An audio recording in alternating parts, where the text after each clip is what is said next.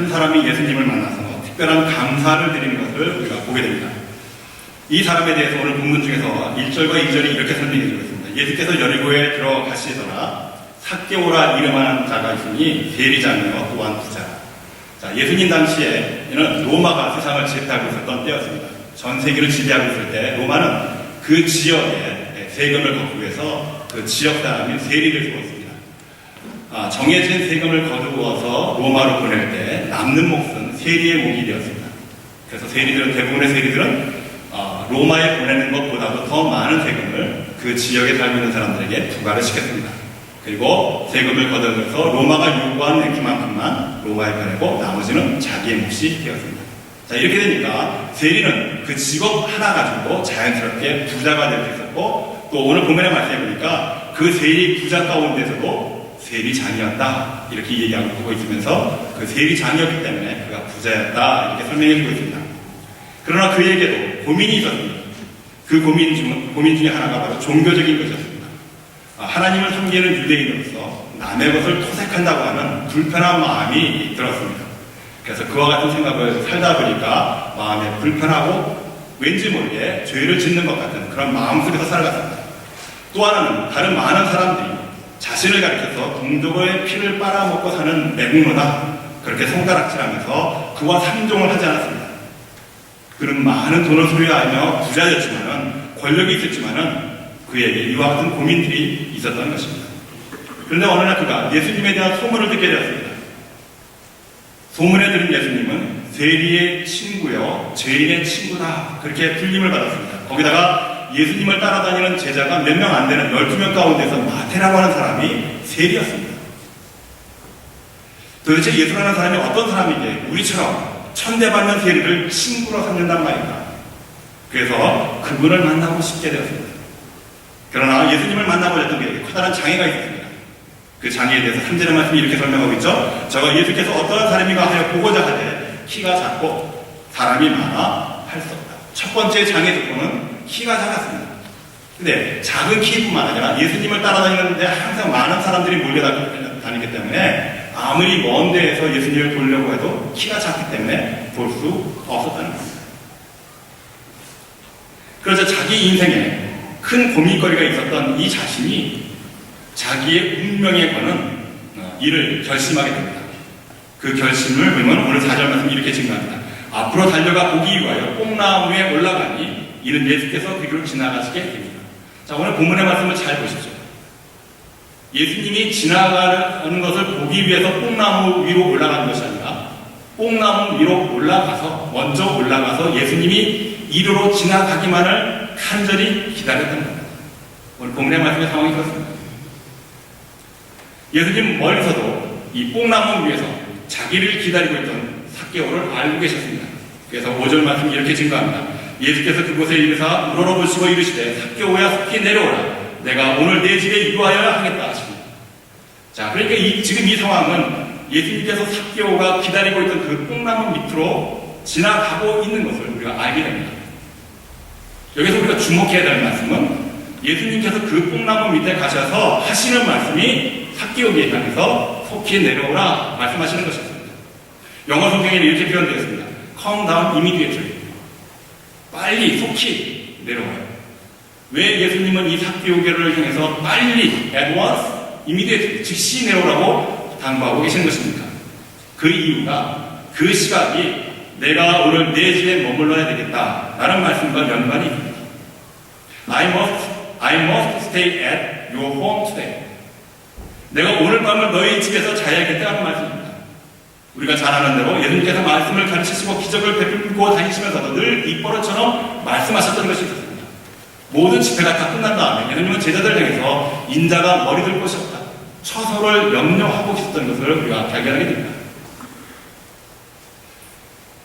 그런데 오늘은 뽕나무 위에서 그 주님을 기다리고 있었던 삭개오의 집에서 잠을 자야 되겠다는 겁니다.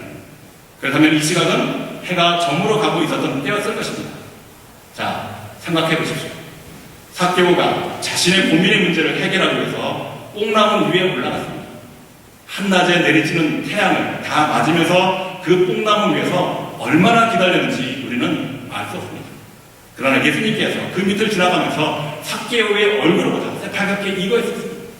옷에는 땀으로 흥건히 젖어 있었습니다. 도대체 그 나무 위에 얼마나 오랫동안 매달려서 나를 기다리고 있었는가. 예수님은 그가 치근해지기 시작했습니다. 그렇기 때문에 예수님은 빨리 내려오라. 내가 오늘 너희 집에 유아해야 되겠다. 내 집에 유아해야 되겠다고 하는 이유는 예수님이 잠자리가 없어서 유하겠다는 것이 아니라 삭개오야, 나를 만나기 위해서 네가 얼마나 수고했냐? 내가 네 마음 다 안다. 내려오라. 보듬어 주시는 것을 우리가 보게 되는 것이죠. 여러분, 한번 생각해 보십시오. 오바마 대통령이 오늘 내가 당신 집에서 하룻밤 자야 되겠습니다. 그렇게 얘기한다면 여러분 어떻게 생각하시겠습니까? 아이, 넌 키리니? 농담하지 마세요. 그러겠죠? 높은 사람이 낮은 사람의 집에 들어가서 하룻밤을 자겠다고 하는 것은 그 낮은 사람의 신분이 바뀌는 문제입니다. 여러분들이 이해를 돕기 위해서 제가 시간 조금 더 빌려서 예화를 하나 드리겠습니다. 조선시대에 이런 일이 있었다고 합니다. 난리통에 임금과 왕과 신하가 이제 그 피난길에 나갔습니다. 한참을 지나다가 시골에 이르렀습니다. 총부의 집에 이르렀습니다. 그래서 왕과 신하들이 자신들의 신분을 숨기고 오늘 밤 하룻밤 당신 집에서 좀 머물러야 되겠습니다. 그러자 이 총부가 아무런 말도 안 하고 그렇습니다. 안으로 들어오세요. 아주 정성과 지금껏 잘 대접을 해줬습니다. 상황이 바뀌어서 난리가 끝나고 다시 왕이 궁으로 황궁을 했습니다. 왕이 가만히 생각해보니까 그 총부가 너무나 고마웠습니다.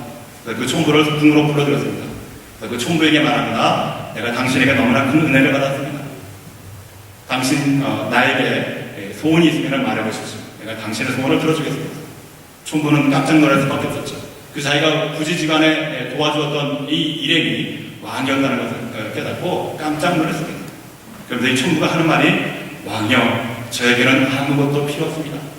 단지 제가 이제 며칠 지나면은 제 환관날이 돌아옵니다. 그때 다시 임금님께서 우리 집에 방문해 주신다면은 저는 그것으로 족하겠습니다. 자, 이러자 이 소문이 온 동네에 퍼지게 되었습니다. 저 동네, 저 총부의 집에 왕이 오신대.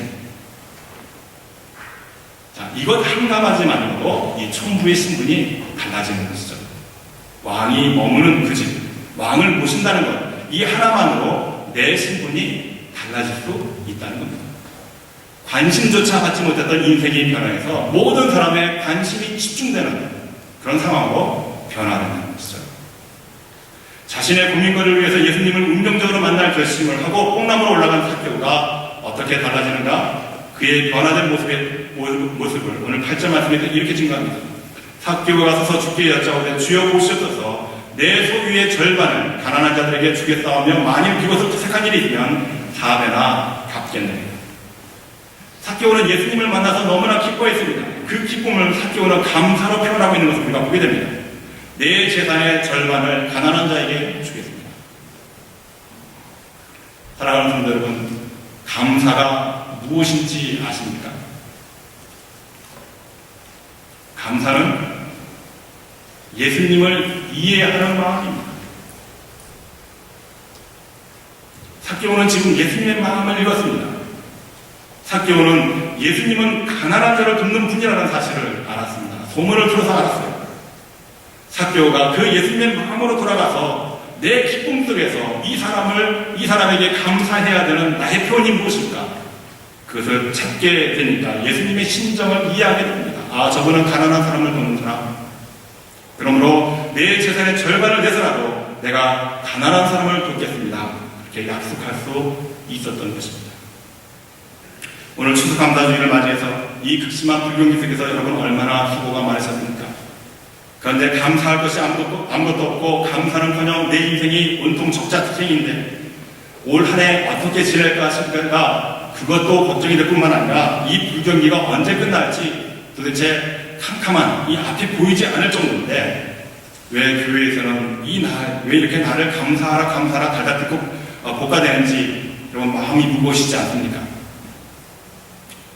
사랑하는 성도 여러분, 이 시간에 우리 모두 2000년 전에 뜨거운 태양빛이 장렬하는 뽕나무 위로 올라간 삭개오를 생각해 보시기를 바랍니다. 그리고 인생의 고민을 갖고 그 뜨거운 햇살이 쏟아지는 뽕나무 위에서 예수님 제발 이 나무 밑으로만 지나가시기를 바라는 이 간절한 삭개오의 열정을 배우시는 여러분들이 되시기를 바랍니다. 아멘. 그러면 우리 또한 삭개오처럼 그 주님을 만날 수 있을 것이고 그 주님께서 내 얼굴을 바라보시면서 우리는 결국 그 주님의 얼굴 속에서 나오는 기쁨을 소유할 수 있게 된다는 것이죠. 그때 우리는 우리의 심령 속에서 진정한 감사가 우러나오지 않을까 생각하게 되는 것이죠. 뿐만 아니라 삭개오는 내가 남의 것을 투색한 것이 있으면 4배나 갚겠습니다. 그렇게 고백하고 있습니다. 이 말의 의미는 내가 앞으로는 율법을 하나님의 말씀을 지키며 살겠습니다라고 하는 약속입니다. 그렇습니다. 진정한 감사는 하나님의 말씀을 지켜 행하는 믿음에 달려있다는 것입니다. 뽕나무 위에서 예수님을 만났던 삭개오의 감사는 예수님의 마음을 이해하는 것이었습니다. 그래서 그는 예수님의 사이에 겼던 가난한 자를 돕겠다고 고백합니다. 그리고 이제부터는 나도 하나님의 말씀을 지키며 살겠다고 약속하고 있는 것을 우리가 보게 됩니다. 예수님을 운명적으로 만날 수 있었던 삭개오의 감사는 하나님의 말씀을 지켜 행하는 삶으로 변화된 감사였던 것입니다. 사랑하는 성도 여러분, 여러분들은 우리가 살아가는 이 열악한 환경 속에서도 어떠한 감사를 생각하며 기억하고 계십니까? 오늘 윤정수 집사님께서 감사의 좋은 예들을 우리에게 말씀해 주셨습니다. 여러분들은 이와 같은 열악한 환경 속에서도 날마다 집사님께서 말씀하셨던 것처럼 하루에 일용할 양식을 해결해 주시는 비즈니스를 주셔서 감사하다고 말씀을 드렸지만 제가 알고 있는 윤 집사님의 그 비즈니스는 요즘 적자를 면치 못하고 있는 그런 어려운 편에 있는 것입니다. 그런데 그럼에도 불구하고 여러분들 앞에서 이 비즈니스 때문에 감사하다고 하는 그 이유는 무엇이겠습니까? 비록 적자 속에서 허덕인다 할지라도 하나님께서 나와 함께 하시고 나의 모든 고민을 들어주시고 응답해 주시는 그 하나님이 있기 때문에 내 소유가 적어진들 어찌 감사하지 않겠습니까? 그런 마음이 아니겠습니까? 사랑하는 성도 여러분, 이 추수감사주일을 맞이해서 우리가 주의 제단 앞에 드려야 할 감사의 내용들을 다시 한번 깊이 생각해 보시기를 바랍니다. 저는 여러분들에게 잠시 시간을 내어서 눈을 감으시고 올 한 해 2월 1일서부터 한번 여러분들의 기억을 다듬어 보시기를 바랍니다. 하나님께서 나를 어떻게 인도하셨고 나를 어떻게 보호하셨고 지금 나의 삶의 상황이 어떠한지 한번 조용히 눈을 감으시고 깊이 한번 생각해 보시기를 바랍니다. 제가 시간을 드리겠습니다. 눈을 감으시고 Close your eyes and think about your life, especially the January 1st, 2012. What did you were doing? What did you think about the whole year? And now, what do you have? What did you do hand? Thinking about it.